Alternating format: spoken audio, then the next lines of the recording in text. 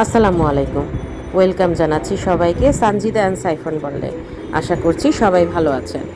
আজকে একটা শুধু সবজি রেসিপি নিয়ে আসলাম। এতদিন অনেক মাছ মাংস রেসিপি দেখিয়েছি। চিচিঙ্গা দিয়ে চিংড়ি মাছ ভাজি। চিচিঙ্গার গুণাগুণ বলে তো শেষ করা যাবে না।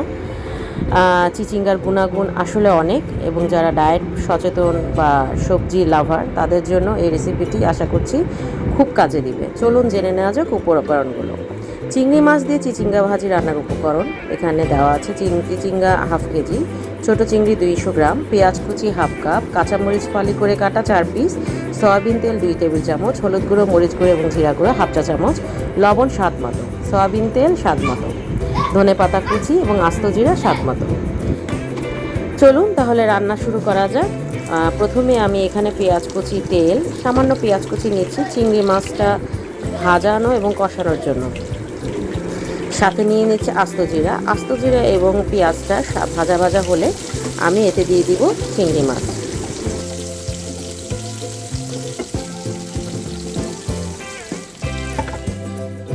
তো পেঁয়াজ এবং আস্ত জিরা ভাজা ভাজা হয়ে আসছে প্রায়। এখন চিংড়ি মাছগুলো দিয়ে দিচ্ছি। চিংড়ি মাছ ছোটো চিংড়ি, এটা খোসা ছাড়িয়ে নিয়ে ভালো করে ধুয়ে নিয়েছি। এর সাথে এখন যাবে হলুদ গুঁড়ো হাফ চা চামচ, মরিচ গুঁড়ো হাফ চা চামচ এবং জিরা গুঁড়ো হাফ চা চামচ দিয়ে খুব ভালো করে কষাতে হবে। চাইলে হালকা একটু পানি দেওয়া যেতে পারে কষানোর সুবিধার্থে। সাথে চিংড়ি মাছ কষানোর জন্য যতটুকু লবণ দরকার সামান্য একটু লবণ আমি কষানোর জন্য দিয়ে দিব। পরে আমি আবার চিচিঙ্গা ভাজি করার সময় ভাজির সবজির পরিমাণ লবণ দিব। লবণটা আমি 2 ভাগে দিচ্ছি এখানে। এখন ঢেকে ঢেকে চিংড়ি মাছটা আমি মিনিট 5 কষিয়ে নিব।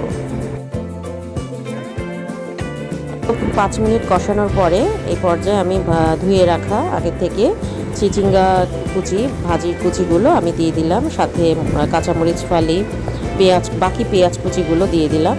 উপরে ভেঙে ভেঙে, একটু হাত দিয়ে ভেঙে ভেঙে দিতে হবে। এরকমভাবে পেঁয়াজটা দিলে হয় কি, পেঁয়াজটা একদম ভাজা ভাজাও হয় না, আবার একদম আস্তও থাকে না, নরম হয়ে একদম ভাজির সাথে মিশে যায়, যেটা খেতে খুব ভালো লাগে। আপনারা এইভাবে দিয়ে দেখবেন ভাজির স্বাদটাই বদলে গেছে।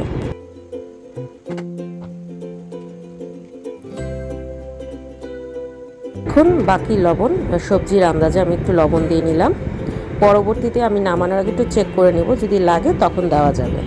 এখন নেড়ে চেড়ে সিদ্ধ করার পালা।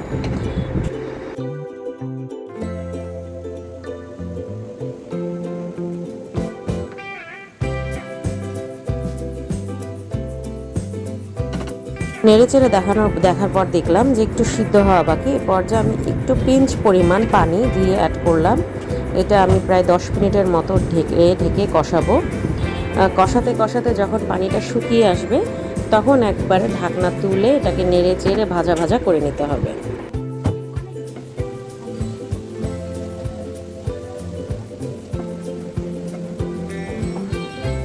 নাড়াচাড়া করার সময় ভাজিটা একটু একটু ভেঙে ভেঙে দিলে ভাজিটা একটু দেখতে সুন্দর লাগে। আমি আবার একটু লবণ চেক করে দেখলাম, লবণ ঠিক আছে।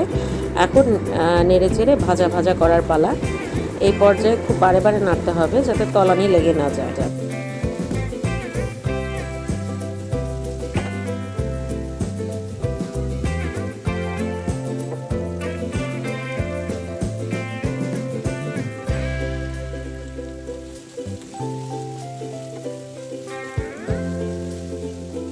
খুব সুন্দর ভাজা ভাজা হয়ে গেছে। এখন শেষ পর্যায়ে ধনেপাতা কুচি দিয়ে জাস্ট 2 সেকেন্ড একটু ঢেকে ধনেপাতাটা মজে গেলে এখন হালকা আলতোভাবে নেড়ে চেড়ে আমি সার্ভিং ডিশে তুলে ফেলব। দেখতে খুবই লোভনীয়, এবং যারা সবজি পছন্দ করে না তাদের জন্য এটা একটা বেস্ট রেসিপি। আজকে আমি এটা রান্না করেছিলাম। আমার হাজব্যান্ড সবজি নর্মালি খেতে চায় না, কিন্তু আমি দেখলাম এই সবজিটা দিয়ে সে 2 বার নিয়ে খেলো এবং তার কাছে এটা বেশ মজা লেগেছে।